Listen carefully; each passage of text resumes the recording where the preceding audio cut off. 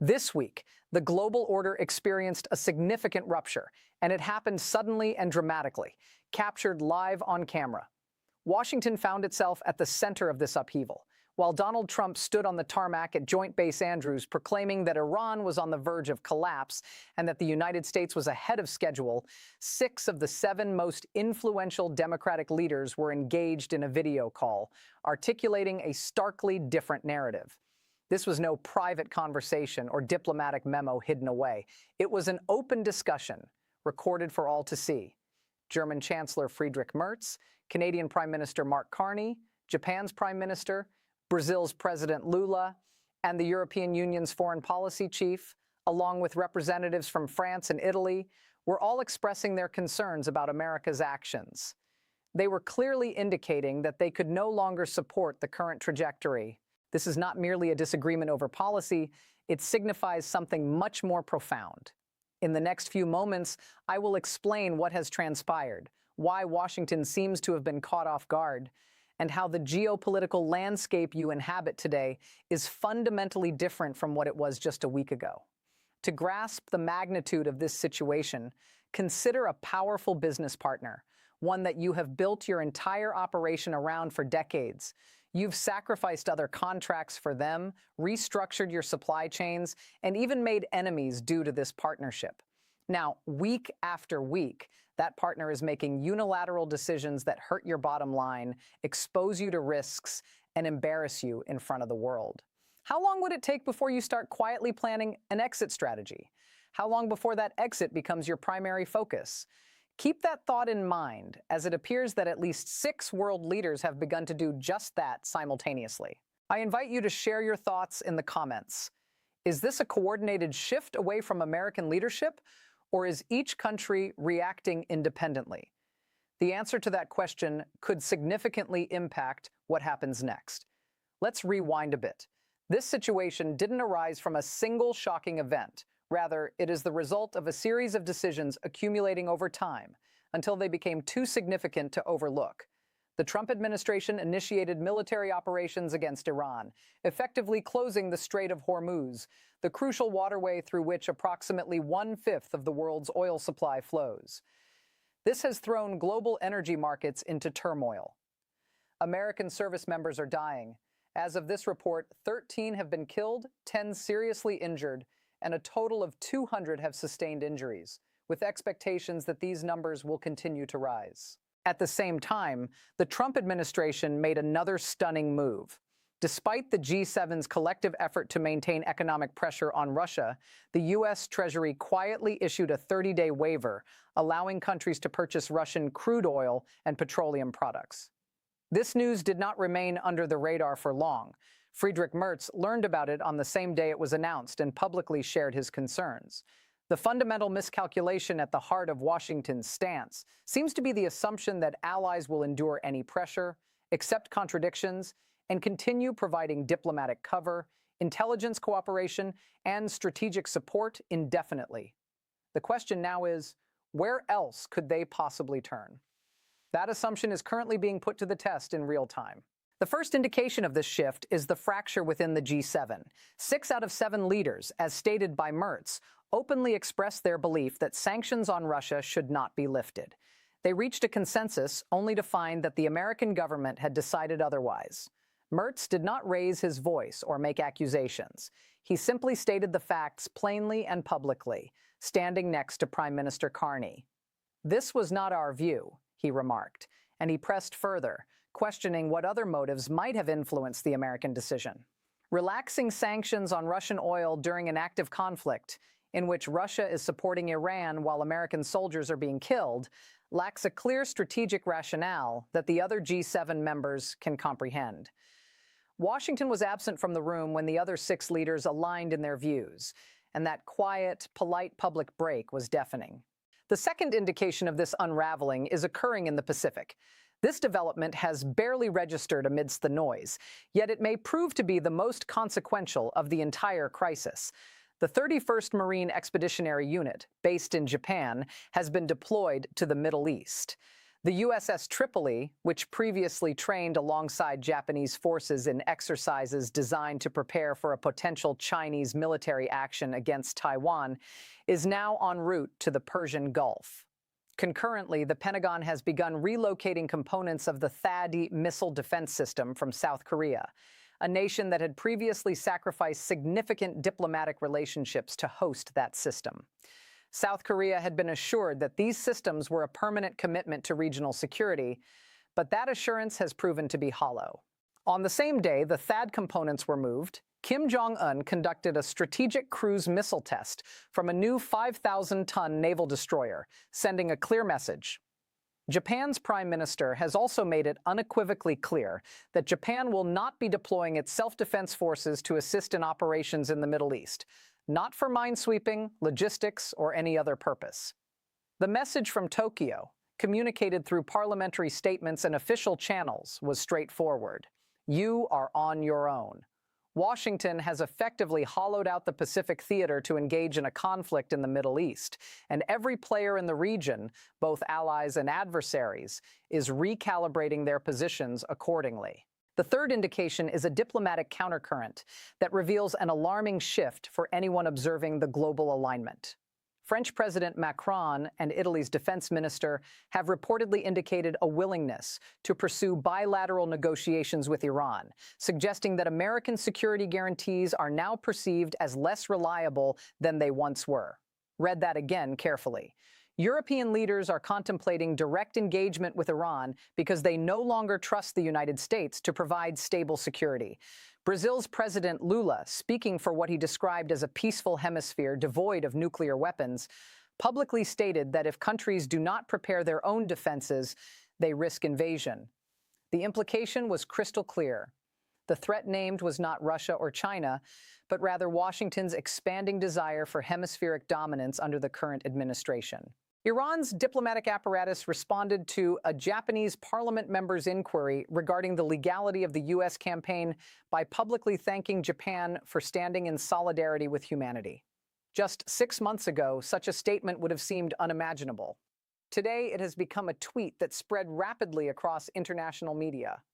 If this narrative is connecting dots that you haven't seen assembled together anywhere else, you are already ahead of the analysis curve. This situation is evolving faster than any single news outlet can track. The next pieces of this story, Taiwan's exposure window, Europe's energy redirect, and the question of what Iran's next strategic move will be, are approaching quickly. Hit subscribe right now. You won't want to miss when this information drops. When nations are attacked or pressured by a dominant ally, they typically respond in one of two ways. They either capitulate and absorb the costs quietly, or retaliate emotionally and face repercussions. However, Merz and Carney did neither. Merz stood beside Carney on camera and calmly stated that 6 G7 nations had reached a consensus that was then overridden by the United States.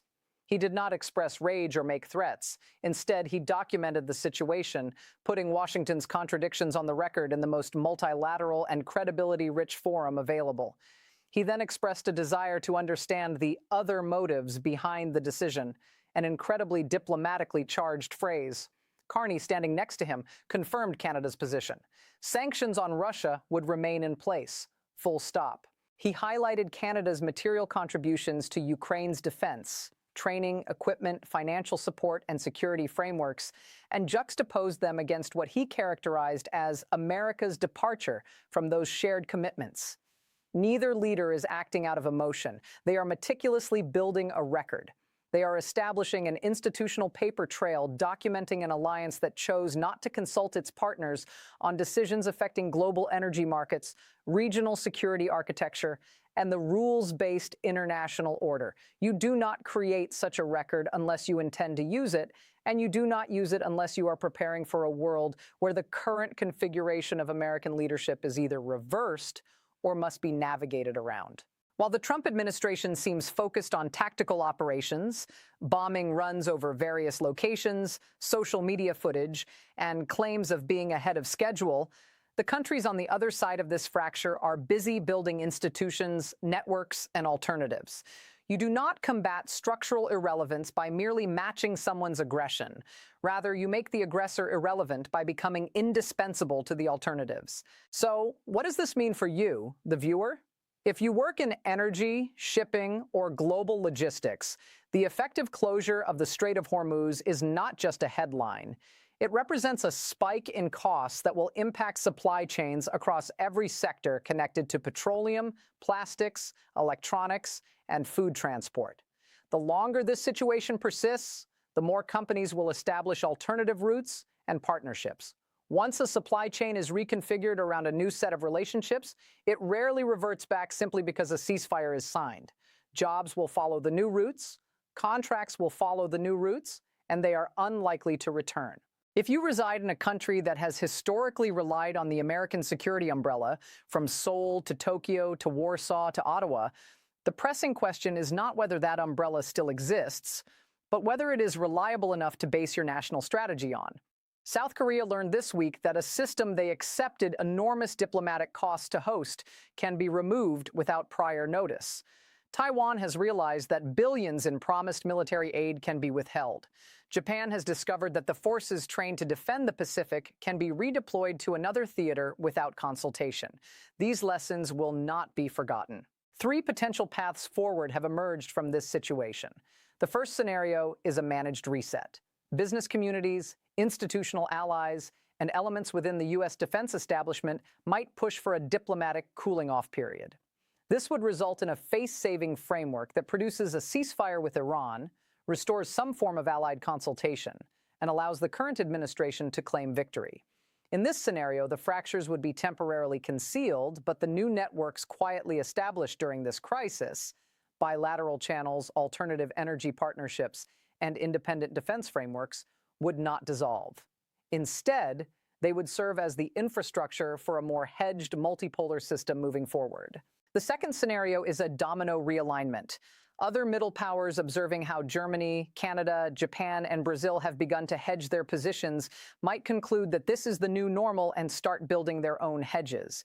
This could lead to a constellation of alliances that is not anti-American, but is simply no longer centered around America. While Washington would still be a major power, it would no longer be the unquestioned axis around which others orbit. The center of gravity would shift, and once that shift is structurally locked in through trade agreements, defense pacts, and energy deals, it would become self-reinforcing. The third scenario is escalation. The Trump administration might interpret allied criticism as betrayal, leading to punitive measures against dissenters, such as economic pressure on Germany, threats against Canada, further withdrawal of security guarantees from Japan and South Korea, and an expansion of military operations against Iran that could draw more actors into direct conflict. This is the scenario that no one wants to acknowledge out loud, but it becomes increasingly likely each week that allied concerns are dismissed as fake news, and every ally that raises questions is treated as an adversary. The relationship between the United States and its traditional alliance network will not simply revert to what it once was. Even if the current administration were to end tomorrow, the lessons learned will endure. Countries can no longer structure their national security, energy policy, trade frameworks, or defense spending around a single partner whose commitments can be reversed without notice and whose strategic logic is unpredictable from one week to the next. Germany is unlikely to return to full strategic dependency. Canada will not revert to quiet deference. Japan will not go back to assuming that the Pacific commitment is permanent. Once alternatives are established, they do not simply vanish, they become the new baseline. The United States is not losing its alliance network due to a coordinated effort by its enemies. Rather, it appears to be losing it through a series of unilateral decisions that signal to allies that their concerns are irrelevant, their contributions are taken for granted, and their security commitments depend on factors beyond their control. Friedrich Merz did not initiate this fracture, but he is exceptionally adept at documenting it for the historical record. Here are some questions for you to ponder. Did the United States dismantle its own alliance architecture, or did Washington merely expose fractures that have always existed beneath the surface? Is what Merz and Carney are doing a smart, strategic self-protection move, or does it risk accelerating the very instability it claims to oppose? And if 6 G7 leaders reached a consensus that was overridden in a single morning, what exactly is the purpose of the G7? I encourage you to share your thoughts in the comments. I read every single one. Subscribe now, because the next chapters of this story, the Taiwan exposure window, the question of whether Iran will accept any deal, and what Europe's independent defense framework will look like in practice, are coming faster than anyone is prepared for. This narrative is not slowing down, so do not look away. Please note that this content serves as commentary and analysis for informational purposes only. It does not constitute financial, legal, or geopolitical advice. The views expressed represent the analytical perspective of the narrator based on publicly available reporting and should not be taken as established fact, as events remain uncertain or contested. Consult qualified experts before making any decisions based on geopolitical developments.